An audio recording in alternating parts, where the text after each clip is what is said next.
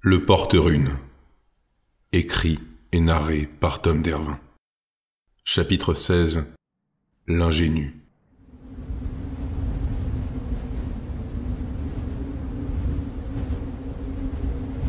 Le blizzard hurlait sur la montagne. Grimpant avec agilité la pente glissante qui descendait de la caverne, la silhouette arriva sans mal jusqu'au seuil de la grotte. Là, elle encocha une flèche à son arc et pénétra sous l'abri. L'inconnu avançait à pas de chat, le dos courbé. Il avançait avec prudence, en évitant les stalactites qui menaçaient le dôme de pierre, la main empoignée sur son arme et une flèche, prête à bondir de sa corde. Soudain, il s'arrêta. Une grosse masse noire, étendue sur la roche, apparaissait subrepticement dans l'ombre. Il montait d'elle des respirations grelottantes et un sifflement maladif. L'intrus plissa les yeux, attendant qu'il s'habitue davantage à l'obscurité. Peu à peu, il commença à discerner des courbes et des gonflements. 2 personnes étaient allongées là, frigorifiées, blotties contre un grand cheval noir. Tous dormaient. L'archer contourna l'obstacle. Il se délesta du fardeau qu'il portait sur ses épaules et le posa doucement à terre avant de déballer son contenu. De la paille et des branchages secs qu'il disposa consciencieusement sur le sol. Puis, il extirpa un briquet des plis de sa tunique, et après quelques coups de silex contre son percuteur d'acier, un feu timide s'éleva au-dessus de la pierre glacée. La lumière se diffusa dans la grotte, révélant les pauvres airs étendus là. Les draperies sous lesquelles il s'abritait misérablement n'étaient plus que des lambeaux de tissu écharpés et souillés. Émergeant de la couverture, des cheveux de blé, fins et lisses, s'entremêlaient à une tignasse noire et bouclée. L'inconnu s'approcha doucement et pencha la tête au-dessus de la scène. Les visages d'une femme et d'un homme, poussiéreux et rougis par le gel, se faisaient face. Elle avait un visage fin où quelques taches de rousseur encerclaient son nez pointu. Lui arborait des traits marqués par l'alcool et défigurés par les cicatrices. Le mystérieux observateur ne put s'empêcher d'éprouver une certaine répulsion à la vue du portrait déchiré. Un renaclement brisa l'atmosphère. Le cheval venait de s'éveiller en sursaut et se dressa soudainement. L'intrus fit un bond en arrière, revenant près des flammes, son arc bandé, pointant un trait tremblant dans l'obscurité. La bête face à lui respirait la nuque courbée, apparaissant gigantesque dans cet espace exigu. Ses muscles palpitaient. Son souffle rapide lâchait de grands volutes de fumée tandis que la lueur rougeâtre du feu brillait dans ses yeux noirs. Au milieu de la nuit, la monture semblait plus monstrueuse qu'animale. Les talons et la silhouette s'observèrent ainsi, le regard plongé dans celui de l'autre, pendant presque 1 minute. La tension montait. L'archer se doutait que s'il venait à manquer sa cible, celle-ci le piétinerait comme un fétu de paille. Finalement, l'inconnu fléchit les genoux et posa son arc à terre avant de relever son capuchon. Il resta tel quel, les mains levées vers les talons. « Qui est là ?» chuchota Philippin.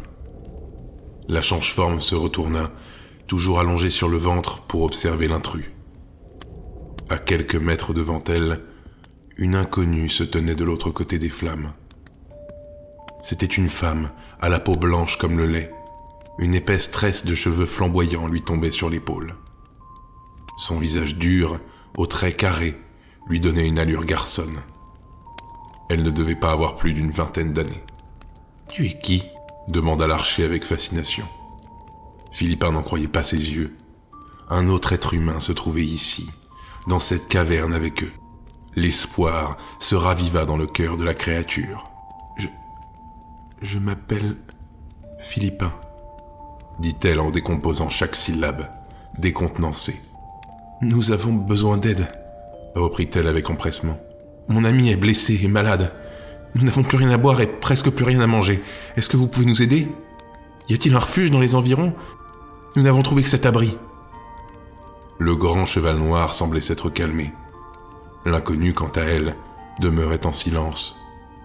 Elle s'approcha doucement de Philippin, la scrutant avec stupéfaction. « Tes yeux, Ils sont... verts? Oui. Et alors? Questionna la change-forme qui ne savait comment réagir. C'est la première fois que je vois des yeux comme ça. Vous allez bien? Demanda Philippin, gêné.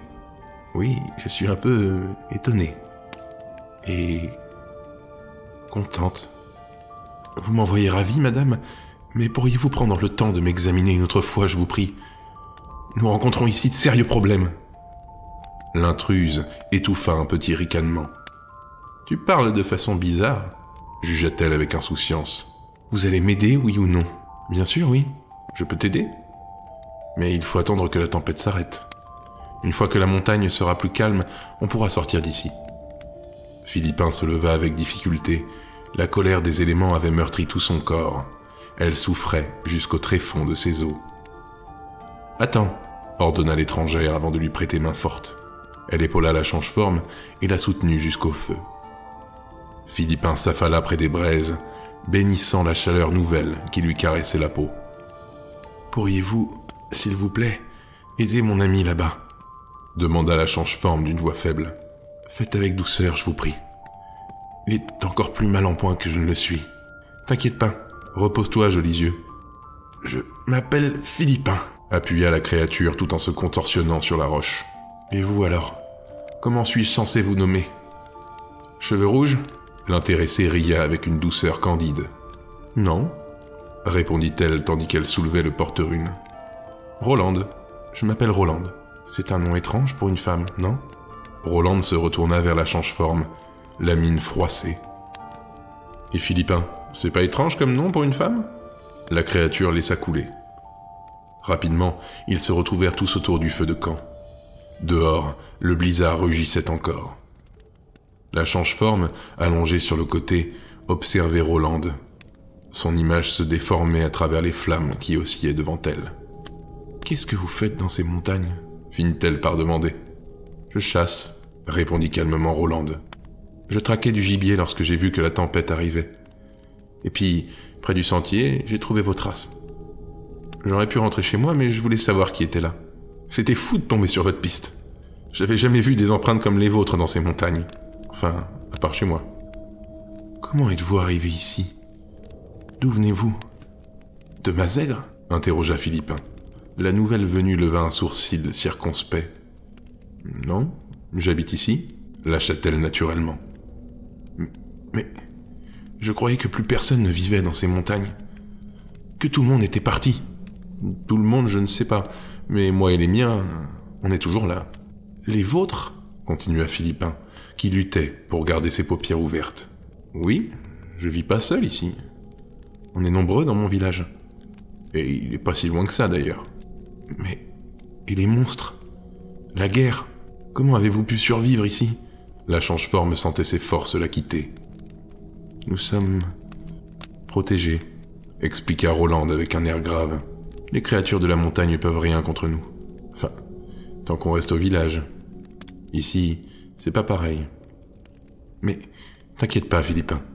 Je veillerai sur toi et ton ami jusqu'au matin. Pourriez-vous nous mener jusqu'au vôtre? Nous avons besoin de soins, de vivre. Rolande eut tout à coup l'air gêné. Je sais pas. C'est difficile. Vous plaisantez? Non. De mémoire, vous êtes la première étrangère que je rencontre. Bien sûr, je savais qu'il en existait, mais à moins que je l'ai oublié, vous êtes bien la première, l'informa Rolande avec un petit sourire amusé. Philippin, quant à elle, ne put s'empêcher de lui rendre son rictus en pensant à l'ironie de cette situation. Vous n'avez jamais rencontré d'autres humains avant nous? Rolande fit un bref non de la tête. Philippin, stupéfaite, observait l'ingénue. Elle dégageait une aura étrange, sa voix et son attitude étaient pleines de candeur. Pourtant, elle ne semblait nullement effrayée. C'était paradoxal. Son sourire et ses fossettes charnues lui donnaient des airs innocents. Pourtant, ses prunelles aux couleurs de châtaigne sauvage, isolées du reste de son visage, regorgeaient d'une assurance guerrière.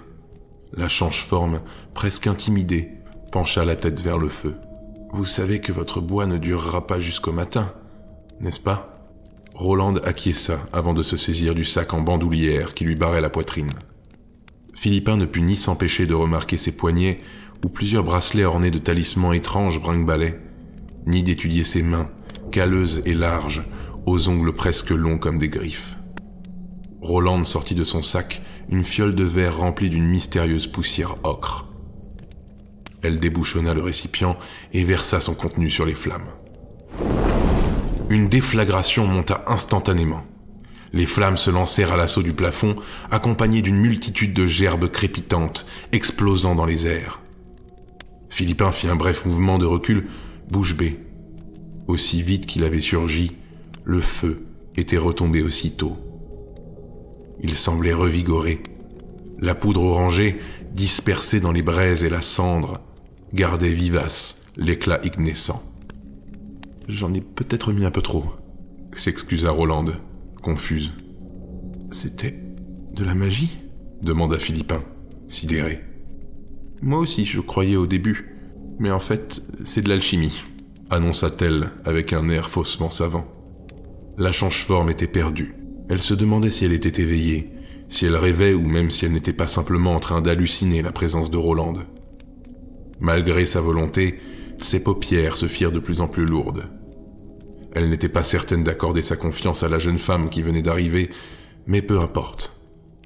La change-forme s'abandonna au sommeil, quelque peu rassurée par cette présence nouvelle. Bien qu'elle ne la connaissait pas, la simple compagnie d'un autre être humain lui permit de trouver un certain réconfort. Porté par le sifflement aigu du blizzard au dehors, Philippin s'endormit.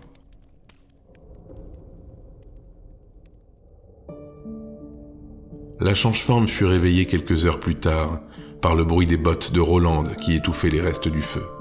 La montagne s'était tue, si bien que Philippin trouvait dans ce calme une sensation particulière, à la fois de manque et de soulagement. « Tu te sens mieux ?» demanda Rolande. Philippin, les yeux encore à moitié fermés, hocha de la tête. En vérité, elle se sentait courbaturée, vidée de toute force. Son ventre la faisait souffrir, son estomac, aussi vide que recroquevillé sur lui-même, criait famine. Mais malgré cela, la change-forme nia ses afflictions. Elle regardait le porte-rune, toujours inconscient. Ses lèvres étaient bleues, son front rouge de fièvre. Il suait à grosses gouttes. Rolande remarqua l'intérêt de Philippin pour son compagnon. La chasseresse mit un genou à terre, près du rôdeur, et souleva les couvertures pour observer la plaie qui lui tailladait les côtes. Les bandages étaient sales, gorgés de sang. Une odeur désagréable émanait de la blessure. Philippin se leva avant de rejoindre Rolande. Toutes deux s'entraidèrent alors pour retirer le pansement de Fortune. « Qu'est-ce qui lui est arrivé ?» questionna la jeune femme. « Nous avons été attaqués. Il y a 2 jours, peut-être 3, je ne sais même plus. Des monstres nous ont surpris dans les marais. Il les a tués. Mais non sans conséquence. » La jeune femme scrutait la change-forme, pensive, avant de demander avec un sourire en coin. « Tu aimes cet homme ?» Philippin retourna la question dans sa tête, quelques secondes, avant de répondre. « Je crois, oui. Mais je ne sais pas s'il le mérite. C'est ce que j'aimerais savoir. » Rolande étouffa un rire puéril. Elle ne comprenait pas le véritable sens de la réponse de Philippin, et la change-forme aurait eu bien du mal à l'expliquer. La créature aimait le porte-rune, comme elle aimait presque chaque personne qui croisait sa route, sans pour autant lui accorder sa confiance ou une place dans ses draps. Rolande ne prit pas la réponse comme telle, et Philippin ne se rendit même pas compte. Sans doute était là la différence la plus importante entre leurs 2 races.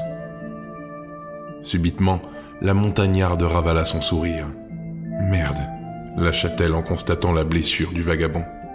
Les pourtours de chair déchirée avaient pris des teintes pourpres. La peau tout autour était cramoisie et un pus visqueux s'échappait de l'intérieur de la meurtrissure. Philippin se laissa tomber en arrière, désespéré. « Il ne va pas s'en sortir », déclara-t-elle, la voix tremblante. « S'il reste comme ça, c'est certain », approuva Rolande. Elle regarda Philippin, désemparé, allongé sur le sol. Elle n'aurait su dire pourquoi, mais la voyageuse lui inspirait naturellement confiance et pitié. Son empathie était comme exacerbée en sa présence. Rolande reposa doucement le porte-rune sur le sol et s'approcha de la change-forme. Elle s'asseya à ses côtés et d'une main amicale sur l'épaule, lui adressa quelques mots d'une voix douce. « Ça va aller, Philippin. Je suis là et je vais vous aider, ton ami et toi. » Rolande exhibait un sourire sincère, empreinte d'une certaine sagesse enfantine. « Ce ne sera pas facile. Et il faudra que vous vous fassiez discret, surtout concernant ton compagnon. Mais si nous y parvenons, je connais quelqu'un qui saura le sauver. Tu peux en être certaine. » Philippin releva les yeux vers la jeune femme, de plus d'un demi-siècle sa cadette. Rolande reprit alors, comme une promesse, accompagnée d'un regard empli d'affection.